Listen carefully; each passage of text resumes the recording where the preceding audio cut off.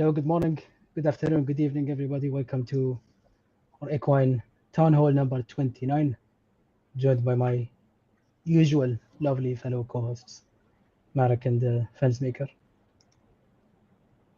Hi, everyone.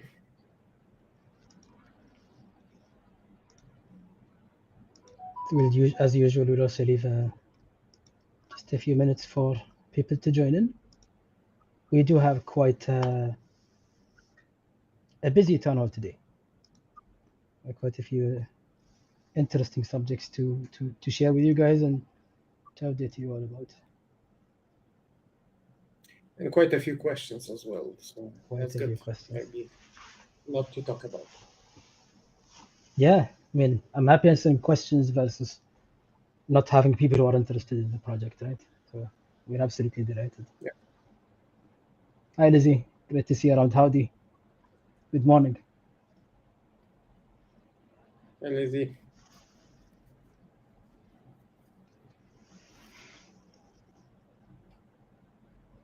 Hi, Recreator. Hi, Javier.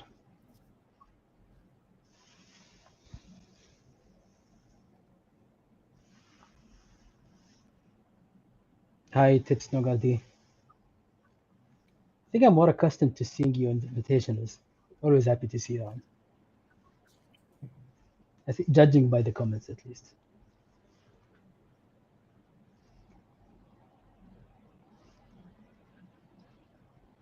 I hope really everyone. I hope everyone is keeping well in these challenging times. I would say. Yeah, Tips Nogadi is always ready to race. So I hope everyone keeps well, and we also have I think we're all in this together, and I'm not really in the situation to give a speech on solidarity, but I think we are all plowing through, keeping ourselves busy with building. Hi, Don Scotty. Hi, Troy. Hi, Craig. Hi, Foxhill Stables. I believe that's Slam. Craig, we're featuring some of our new updates in this town hall, by the way. We're sharing it with everyone, I think. I'm glad to see we have quite an audience today. I think everyone will be interested to hear these, but also always remember that we have room to take feedback, especially at this stage, and know what everyone thinks about. We like to know what everyone thinks about our proposed, let's say, changes or systems, etc. Okay, I think it's probably time to start. We're already 5 minutes in. Okay, so a quick overview of what we have coming up. We're gonna share about the game launch plan. Quick spoiler, no dates, but we're talking about the progression, as in what will happen first, second, third, fourth, and again, it's a plan. So if we really need to deviate, we may need to, but this is our plan, which we think is reasonable. Number 2 is a race design update. There's a few changes we've gone through with our game designer, Craig, who's been, I would say, absolutely awesome with regards to looking at the game design from a racing enthusiast perspective. And I think we have very positive changes to the game design, which I think will avoid us having, let's say, disappointed players in the future, or give an overall more solid system. We have a bit of a discussion about jockeys. It's not really complicated, but rather just to make sure that the messaging is right on these. We have the always important, just, yeah, not, I guess, the initial point for this time is the development updates. It's a key actually subject for this. Marketing updates and AMA. So since we have quite a heavy one, I think we'll make use of time and jump right into it. So the game launch plan at a high level will be in these 4 steps. Number 1 is we already have a closed beta. So we're now working on switching that. Instead of using the mainnet version that we now also use for the main, let's say, platform, the open beta platform, the closed beta will be switched so that it uses testnet and that it uses our indexer on the testnet. So then all the wallets basically the closed beta will only be possible to use with a testnet wallet that has testnet horses, right? Which are not the main net pioneer horse collection. They will rather be testing horses, right? Stage one. Step two is once we have all that set up and kind of ready for testing, we'll start the closed beta testing within the equine team. That's more limited, let's say, testing. Step three, and here I'm talking about the racing launch, right? I'm talking about races and all the activities that will come with racing, all the blockchain components, right? Step three is we'll be opening the closed beta to a bigger group of testers. They'll be given testnet horses that are compatible with this closed beta, and they'll be encouraged to participate in these races. And obviously, considering this is a testnet, it's going to be a playground where the horses are not necessarily horses that people will be attached to. So the plan is that we could go, for example, one day and say, hey, we've just aged all your horses by 3 years, and we're testing our aging, let's say, for example, code. Or for example, hey, your horses are now deactivated. You can go and try activating those horses on the closed beta. And eventually, when we're gonna also test breeding, it's gonna be the same way, where the testnet horses will also be used for those. But the value we have from doing it on the testnet is that we can afford to make mistakes, which is why the testnet is used and is responsible to use as a phase before the mainnet launch. But also it allows us to much more freedom in changing stuff. Like if we completely randomize the horses that are on the testnet, nobody should be mad. They're meant to be used with that expectation. Step 4, when we're all comfortable with the testnet version, we're going to then open the mainnet version, and that will be the official racing launch. It will still be an open beta, but it will be the mainnet, let's say, quote unquote, real version where all the horses can be activated, start aging, and start participating. This is, I guess, the first major update of today.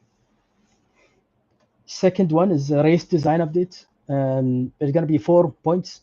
One about the class races boundary change, as well as handicaps and their effect on them. Number 2 is the racing point adjustment basis. Number 3 is instance race nominations versus the limited race nominations. Number 4 is a minor update on the track surface and condition modeling. So class races, originally we meant that the class races would be exclusive to those horses in the class. Meaning if a horse was a class 3 horse, it would only be able to join if it had RP racing points which are within the window of class 3. Now, we had the handicap discussion within the community and also in our game design discussion, and about what people expect from handicapping, etc. This led us to a bit of a change where we believe what's best for the game is not to define the class races to be only restricted to that class, but to consider that the upper limit for the class. So basically, the class 3 race would only allow a highest entry of a horse that is class 3 and at the peak, as in if it was a 2,000 to 2,999, it would be a 2,999 horse, right? And it would allow as much as 2 classes lower. So then a class 4 or a class 5 can also join a class 3 race if it wants to. It will compete against stronger horses, but then that leads us to the next change, let's say, or that's at the end, is that it will also have handicaps applied. So then we are considering that all class races, the standard, let's say, class races, would be handicapped, and the handicapping would be based on this boundary of highest and lowest. Let's say highest possible horse to join and lowest possible horse to join. Those RPs will be used to handicap the horses that are joining these class races. So that we believe that this change allows for, number one, much more, let's say, practical scheduling of races, but it will also allow much more overlap so that horses can kind of compete and don't really feel limited to a very, very tight window of horses, and thereby segregating also the horse, let's say, racing capability to very, very small pockets of races that a horse can participate in. Rather, you can mix and match and really identify which races you can join, but then the upper boundary still serves the purpose of defining, let's say, which window or which subset or group of horses can participate. So that's number 3, I guess. The next thing is maidens. So maidens who don't win their first 3 maiden races can still, just a reminder, maidens are horses that have never won a race, right? They can continue to join maiden races with other horses that have never won a race, but they'll also be allocated an RP. And then that RP will also allow them to participate in class 5 and class 4 races, which is basically 2 classes above maiden. In addition to the maiden races, it's just not vice versa. So a class 5 horse that's not a maiden will not be able to join the maiden races. We believe also this prevents horses from completely being locked out of anything other than maiden races if they never can win or take time to win basically a maiden race, and just adds a little bit more, let's say, flexibility for owners to participate. So that's one. Racing point adjustment basis. So racing points are meant to assess horses' ability compared to other horses. And it also determines the horse classes and the applicable handicaps. Now, we thought about what's the best way to adjust races. And obviously winning first, second, third, and the position is relevant. But when you think about it, what's much more relevant is the relative distance. So a horse that wins with a massive lead obviously is more capable, at least in this race, but in general, so that it deserves to get a higher boost, let's say, in racing points. Whether a horse that wins in a photo finish is probably very close to the other horses in the race. So in a photo finish situation, for example, you'll find the horses only being slightly adjusted in terms of RP, versus when you find a big lead or a big lag in a horse's performance in a race, that should actually give them quite a drop. Now, there's the other, let's say, argument or risk of this is somebody actually manipulating by the system by entering a horse in a clearly, let's say, not suitable, let's say, race type. And it's not really easy to systematically, let's say, prevent this type of, let's say, change. But we still want to identify if there is any certain edge case that we can define so that would not really result in a big RP drop in case that kind of, let's say, but the criteria needs to be defined for that particular case.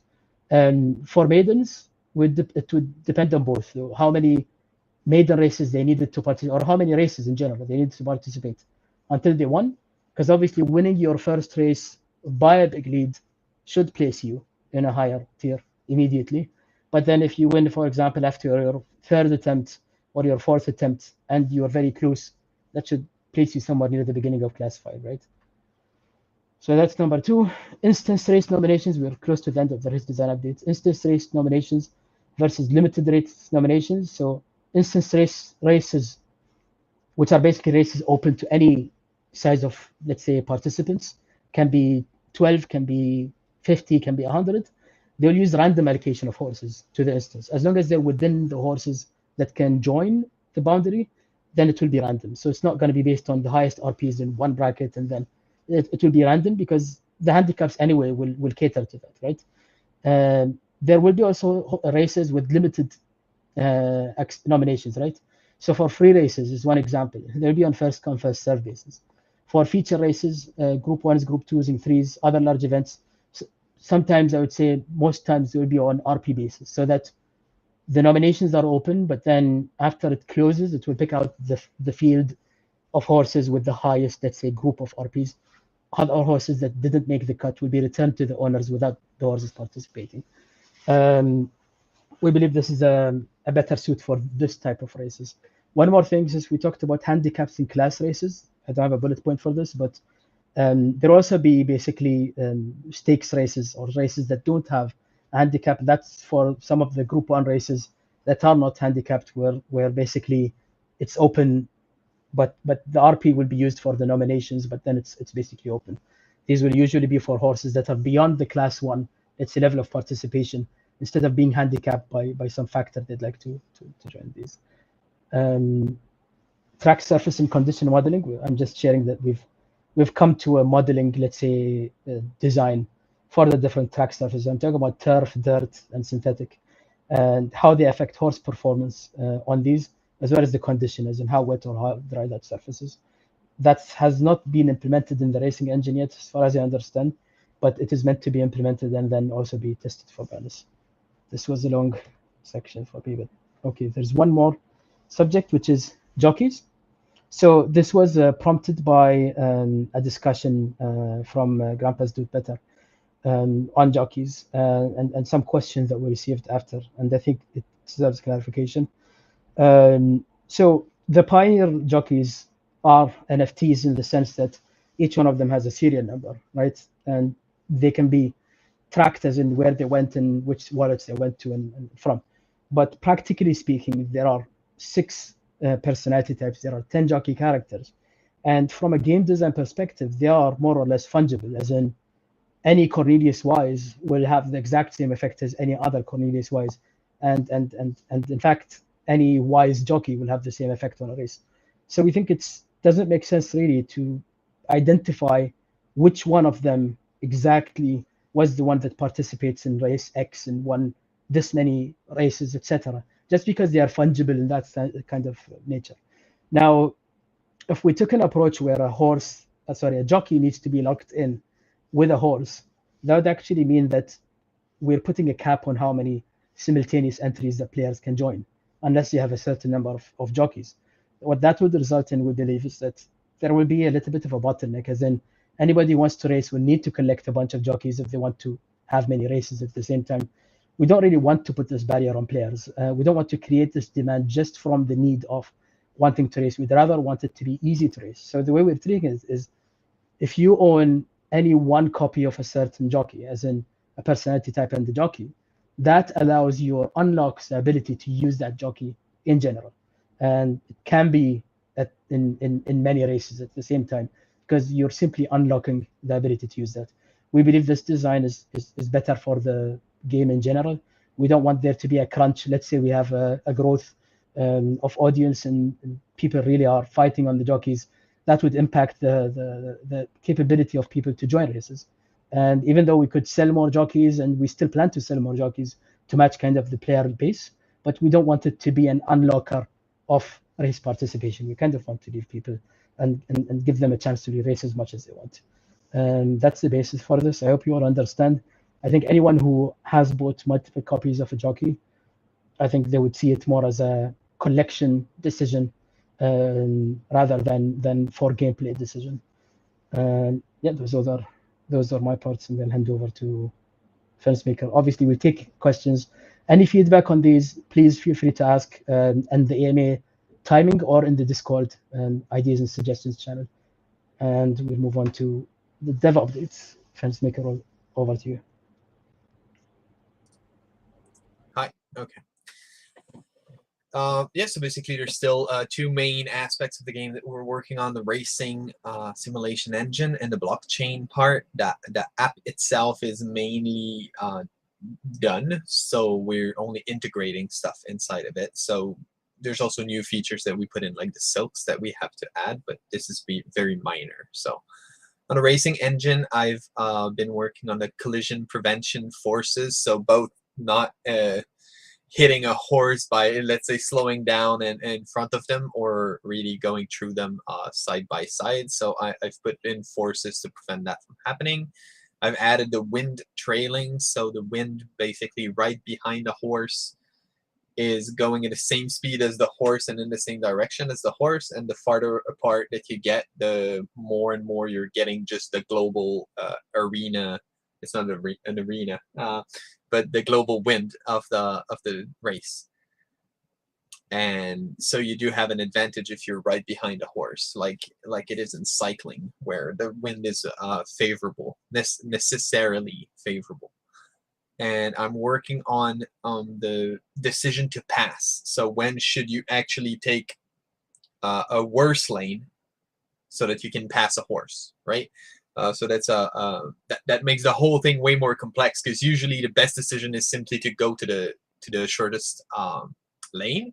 But in this case, you have to take an non-optimal solution because you have to pass. So that's something I have to work into it and into the personality dynamics of horse plus jockey, so the mental stats. But I'm working on having that be done correctly, right? Take the right decision based on how tired your horse is and how much you want to win, right? You might take a bad decision also and decide to pass, and it's not the right thing to do, and you're actually gonna burn yourself out. But so those have to occur naturally within the mechanics of the engine. So I'm just making sure that happens. On the blockchain aspect. There's a lot of DevOps. DevOps is basically deploying code to servers so that it's actually up and running, right? So we've been working on setting up servers for our indexer. Basically, the whole thing we've been working this whole time on. So the SIP, the indexer, the Oracle, ways to index the updates on the blockchain. So we're up to the level where we can set that up, and it's going to be a server that we can talk to and interrogate for information. So we're in the process of, we have some of that set up, some of that is in testing phase, but this is coming online on the testnet, basically the testnet version of all of that very soon. It's basically just a switch between testnet and mainnet, but right now we're setting everything up for the testnet so that we can launch the beta of the races. On transaction building, everything is ready. Basically, there's the whole smart contract, and we can interact with all the aspects of the smart contract on transaction building. So that is getting very close to complete. Also, we're working on the ways that we can send the events on the blockchain to schedule races and then cancel them, modify them. You know, the whole race announcement and race management for our races, whether they're recurring races or single events. So that's got to be just like we had a design, but now we've got to very set everything in stone and kind of make it happen so that we can pick it up and show the races that are coming in the app. And we changed SIP 86 a tiny bit in our implementation in a way that makes it way safer. I would say not safer. It's not the word I'm looking for. It's you can do an action in your game and provide a metadata update in the same transaction, which makes it impossible for those things to happen separately. And so they cannot be out of sync, which is great. It's a single transaction that makes everything happen. So you send your horse into a race and it decreases its daily races by 1, right? In the same transaction. And it's a tiny change to SIP 86 that allows us to do that, but it makes the action be a lot more, the state of the game is more secure. Basically, you cannot have that be desynchronized. So it prevents a lot of problems, and it prevents a lot of code and tooling that we would have to do to make sure those things are in sync all the time. So it's great not to have to do that, to make that a single transaction that does all of this. It's a really good improvement for a tiny change, and there's no change in security. So it was just worth it. So it's just when you use it, you realize, oh, like it was good in theory. Now that I use it, there's this tiny little thing that would make it even better. So we did that, and it also makes, I know you guys never think about rollbacks, and I don't even think about rollbacks often, but a blockchain sometimes can have a fork that gets thrown away, and basically you have a rollback of transaction and you go to another branch.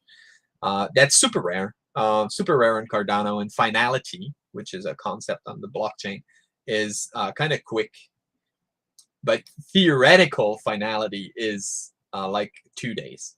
So it's multiple hours. So in theory, you have to be ready to handle a rollback of a branch, even though it's been done for days. That's super, that never happens. It's exponentially rare. But let's say for at least minutes after the block has been true, it could theoretically be rollbacked. So we need a way to handle rollback. So you have to like rewind history and then fast forwards another path and make sure that's all handled correctly. And so we didn't want your horses to be in trouble if that ever happens. So this single transaction handling the whole thing also makes it easy to roll it back and have that be exactly canceled out. Whereas if it were in 2 parts, you could have desynchronization happening. You could have only half of that rolling back, which would be really confusing about the state of the game. So it's just way more, it's simpler and it's more secure and it's got better features. So basically there's no reason not to do it. So that's something that came along when we were thinking of all this and all the scenarios that could happen on the blockchain. So tiny update, very geeky, but geeky and nerdy, but I'm telling you, it's great. Basically, it's got a lot of value, even though you guys are never gonna hear about it. Pretty cool. So that's it for the dev updates. Thank you. I think, Nick, the word you were looking for was robust. This allows it to be much more robust because I heard it in the MLabs meeting when they were explaining kind of why this thought process or why this thought was reached to. It's very technical, but I just appreciate the level of depth that this is being considered at, so that we make sure that the platform is as solid as it can be. So that's really appreciated. Okay, yeah, there's this as well. Nick, I guess you can also explain this. Or I can do it, I guess. Yeah, so there's a game demo. By demo, I don't mean a playable demo. I mean a recorded demo of the activities or the blockchain components. We're doing a little bit of a marketing collaboration with MLabs, in which we'll do some episodes along with them to explain, one, the design, the on-chain design and off-chain design of the blockchain parts of Equine. And hopefully this will result also in us also demonstrating basically how this works. So that's also coming soon. It's part of our effort in also showcasing kind of the amount of work that is going into Equine, and also the amount of effort that some people are putting into, that often gets summarized into a town hall update or a line or two of explanation or a tweet or a Discord message, when in reality it would be days of thought and work on these, let's say, small details. So we'd like to shed more light on that and show that, and this is part of that, right? Marketing, Mark?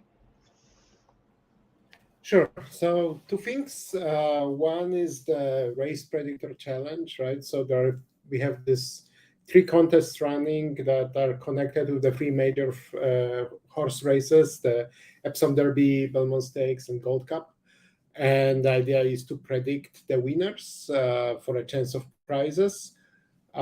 We did have the big prize if someone predicts all 3 winners, but unfortunately that didn't happen in the first race. So that part is not active. However, we will see when we finish. We maybe will raffle something at the end. But that being said, for the Belmont Stake, we had 2 correct guesses, and with the random draw, Lamb TTS won the prize. So congratulations!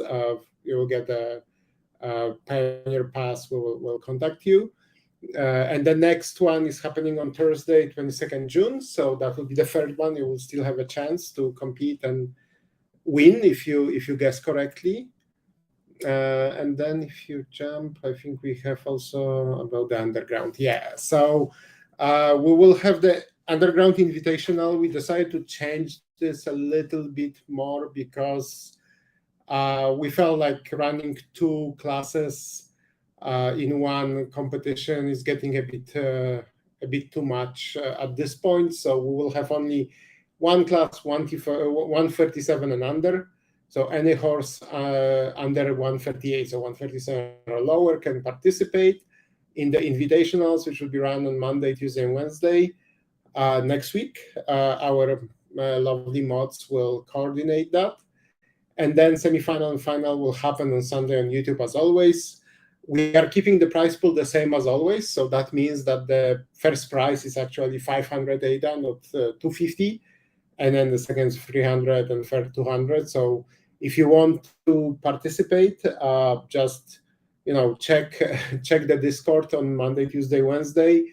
We will definitely make sure to cover all time zones, so you don't have to be at a crazy time of your day to participate. Just be around when you can, and there should be announcements coming out. There'll be a race soon, and then the first 8 people participate, right? So we hope to get a good turnout and then have an exciting final on Sunday. Yeah, that's it. I think we can move to the AMA. Okay. Just to clarify, Mark, it's 137 and under. 137 and under. So lower than 138. That's what I said. So if you have 137, 136 and lower, you can do that. And then the next one will be the other way around, will go up. Okay, there is a repeated question, one in the chat, but also one here from Discord. It's a question about info on the timeline of closed testnet beta, open beta, and actual full game release sometime this month. Possibly. Any issues or progressions discussed? Well, I will actually go all the way back to the steps that we shared here first. Okay, so we are currently in step 1 of the racing launch. So it's about switching the closed beta to the indexer and testnet version. And basically, the timeline is compounded by whether any of these steps come up with surprises or a lot of, let's say, bugs or issues. If none, then we'd expect this to be relatively fast, but still with thorough enough testing. But if any of these steps basically results in or shows some issues that we really need to address and take some time, it could extend the time frame. So it's really difficult, I would say, to identify, mainly because these bugs or these surprises are not really easy to predict or expect. Otherwise, they wouldn't be there. But yeah, we are currently in implementing step number 1, and we are, I would say, quite a distance through. So I'd say we are relatively close to getting that done. Once that's done, we'll start internal testing. And once that phase is done, then we'll start inviting more people for this testing. And then once that is done, then we'll do the public. Now, we've been talking about summer release for racing. There's a big chance that this is up until step 3. So this could be racing, but in a closed beta environment. Whether we can, by end of August, for example, be done all the way to step 4, I think it's still technically feasible, but it will be a little bit ambitious. It really depends on minimal surprises, minimal issues that need a lot of, let's say, what's the good word here? Troubleshooting and identifying and resolving. So it really depends on that, I would say. But technically, I would say feasible. However, expected that step 4, particularly as in the mainnet launch, may happen slightly beyond summer, as in September, October. I mean, I don't want to quote a date just to make sure that we're also not giving a wrong date and getting people excited without a date. But I would say that we'll go through these steps, and then based on how each one of them, let's say, results is how we know the traffic. We'll keep you guys posted as we promise, always through these town halls, and keep sharing progress. And I guess once we reach step 3 anyway, there will be more quote unquote ambassadors, I would say, or more, I would say rather, feedback from the community itself through those who are trying and sharing results and outcomes and testing with us and all of that. So to be even more transparent and visible to everyone. And then yeah, that will be the public launch. Yeah, and then the actual full game release, that will be the mainnet release. And then we'll only go out of open beta when, I would say, everything is completely stabilized, as in everything is verified that it is set in place and really has no issues. How soon that happens after the mainnet release is not really defined, but then the mainnet release will also be when the horses start aging, etc. So we can treat that as a full game release for the most part. Okay. I know Equine is not releasing its own token due to legalities. Is it possible to have races in any other native token as an entry fee, like mutant raffles use native tokens for their raffles? I can't imagine that would be a legality issue, but would like it discussed. My understanding is that we're building it so that it can do that if we want to.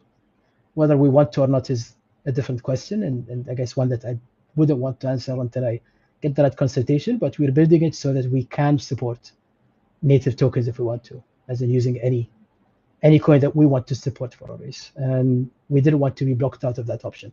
So it's already built with that in mind. Whether it's going to happen or not, again, depends on legal consultation and a few other things. But yeah, that's not out of the book, I would say.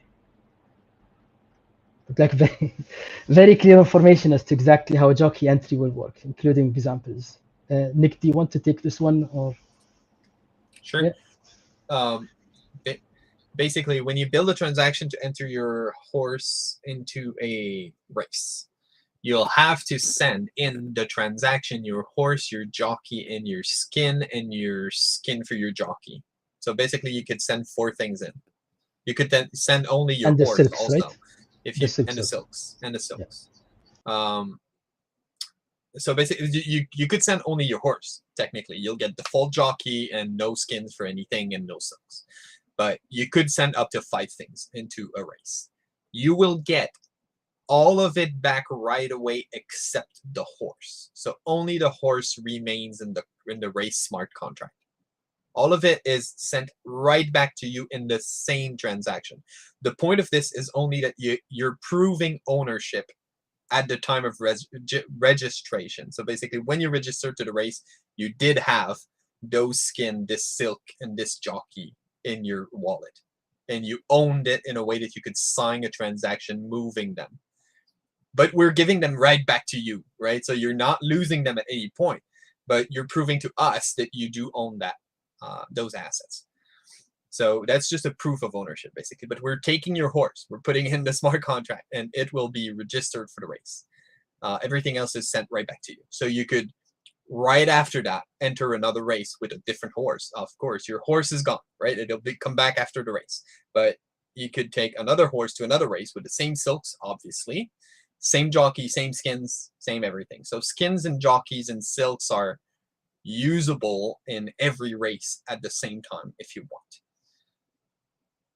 That cannot be clearer, I think. That's the current design of everything for transaction building. Yeah. We wanted to make sure that horses respect the rule of no horse in 2 places at the same time. But we don't want to apply this to every single asset in the game. That would be a little bit too restrictive, we feel. All right. So will one set of jockeys work for a stable of 100 horses? I think based on this, absolutely yes. Right. Well, one set of jockeys, meaning one jockey of every personality type, then yes. That's probably what you want, because you might want to play certain personalities for certain horses. So there is an advantage to having one jockey of every personality. And we said that already, but the rest is flavor or collectible. But having one of each personality is important. If you want to have all options. If you want maximum flexibility, yeah.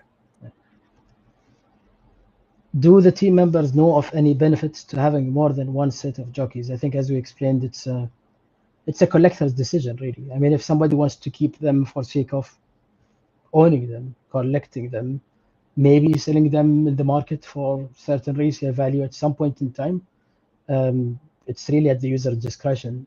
For gameplay benefits, as of right now, we do not perceive an added benefit from having that in the current design, as in for version 1 of Equine. If that ever develops in the future into a game concept where the jockeys represent something completely different, an additional game progression or an RPG element or whatever. I mean, I'm saying this just because I don't want to lock us out of options, but whether this is a promise for a certain benefit, I don't think we have that in version 1 of Equine. So I would say anyone who is keeping more than one set would be doing it either from a collection point of view, or if they would like to basically keep them so that they resell them at some point in time to the market. But any other benefits, right now we don't have anything that is, let's say, executed or planned for any execution soon.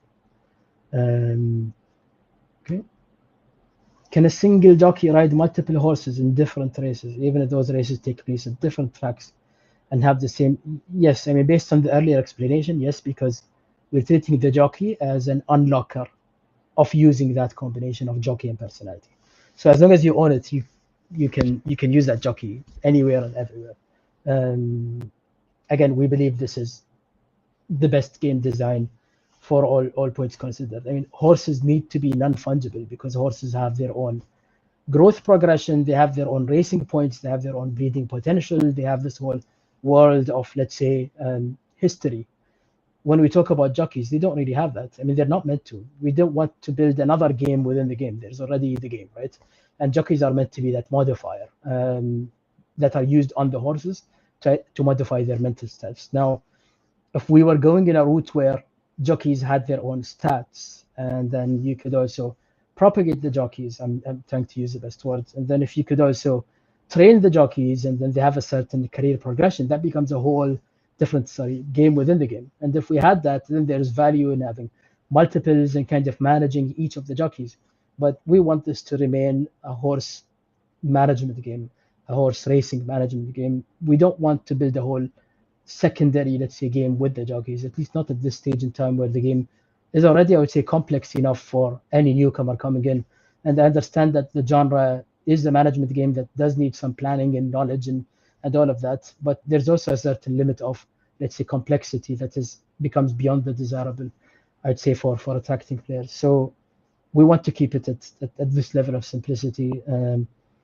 We understand that some people perceive the values of jockeys based on a certain assumption, but I hope that this is not really problematic for those who do own jockeys. We believe that also requiring 6 jockey personalities per serious player is already quite a small ratio compared to the number of horses. The average holder today, if I remember right, has about 4 horses, 3 to 4 horses.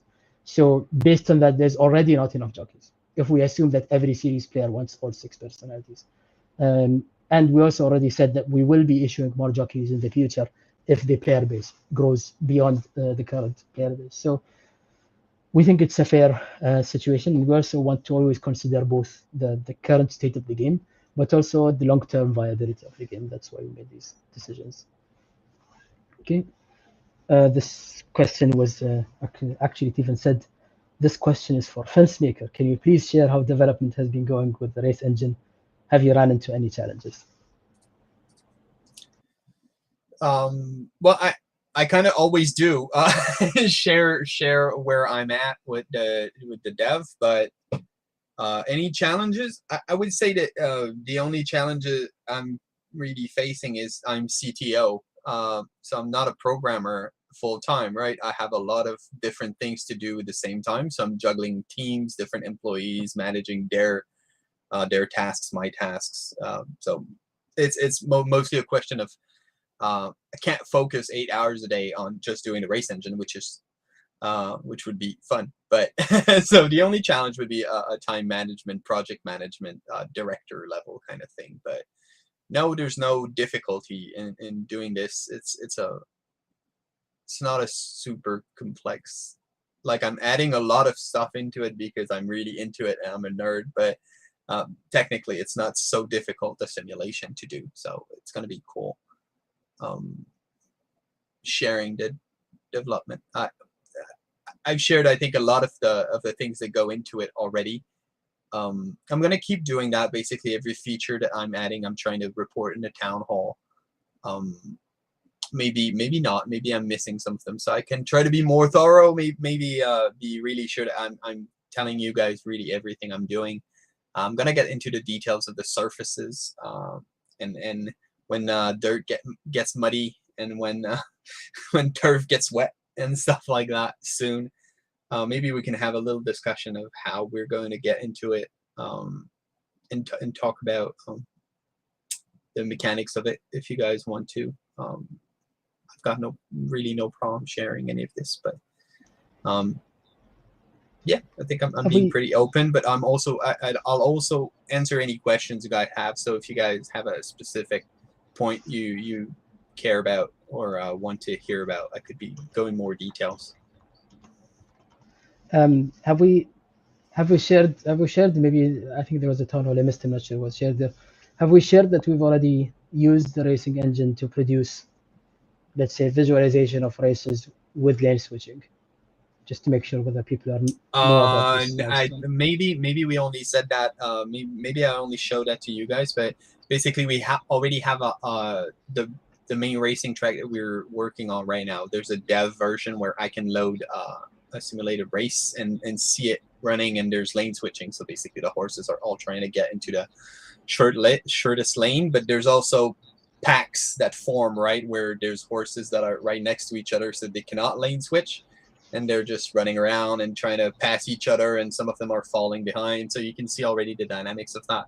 And I've seen a few examples of really dramatic stuff going on, like a horse really burning itself out and being in front and then falling like 4 or 5 places in the last seconds of a race and stuff like that happening. So already we see good emerging behaviors of the.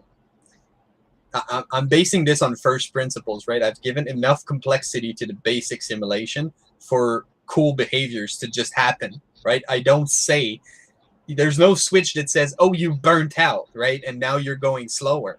It's just literally happening, right? The horse burns its oxygen reserves too fast and runs out of oxygen, and now it can only run on its breathing. And as a lactic acid build up, that's too far and will make his muscles cramp up and just go slower. So that just happens, and it's a bad decision on the part of the horse to not manage his energy better. So I don't flip a switch saying you burnt out, right? That just happens. So I think that's really cool. Or you got a clover. I mean, no offense intended to Lovelace Downs.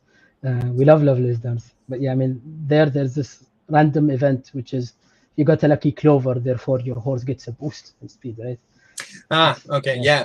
No, I'm trying to not do dice rolls that way, where like you get a boost or you get a hindrance or you suddenly cramp up a leg or you there's none of that. The decisions are taken with the conditions and the state of your horse at the beginning of the race.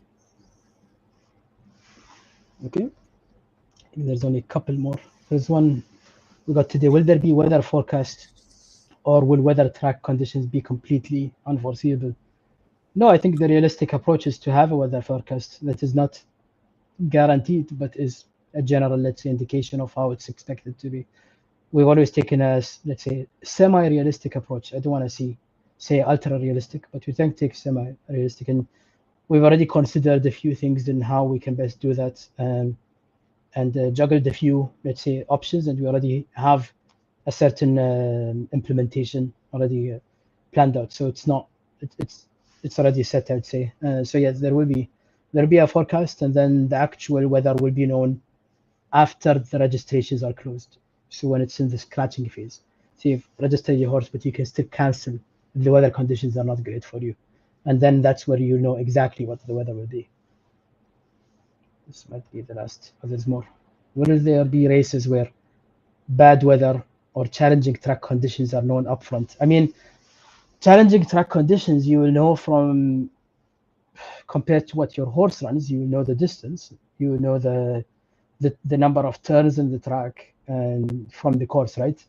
But the weather and the track condition, as in the ground condition, no, they should not be known upfront. They should always be known at the time of the race. I believe that's all. I mean, if we have any live questions on YouTube chat, we'll take any of those. But I haven't seen any of those come towards the end. It's been relatively long, I'd say, town hall. But we really appreciate everyone's attendance and attention. I think this was an interesting one. Please feel free to drop your feedback on the game design changes or clarification with regards to class races particularly. We believe that these changes are win-win for the player base and for the let's say the player base of Equine, and will make racing a more pleasant experience. And yeah, there's more detail on what's being released as we go forward. The next town hall will be a special edition on the 25th of June. Our marketing team have, I think, some fun things to share there. I don't want to hype everyone up too much and say there's going to be a game reveal or a release, but we're going to show you guys what's there in that town hall. What are you laughing about, Troy? Was it me that said strategy instead of strategy?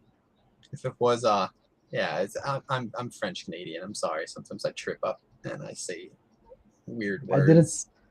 I didn't hear it. I'm not sure what it's about. I thought it was an inside joke or something. I appreciate everyone's attendance again. Thanks for the amazing support, our lovely community. We thank you guys always for showing up, even in these, let's say, challenging times. So I appreciate you guys, and we look forward to sharing our product with you guys soon. Thank you so much. Thank you, Have a good one. Thank you.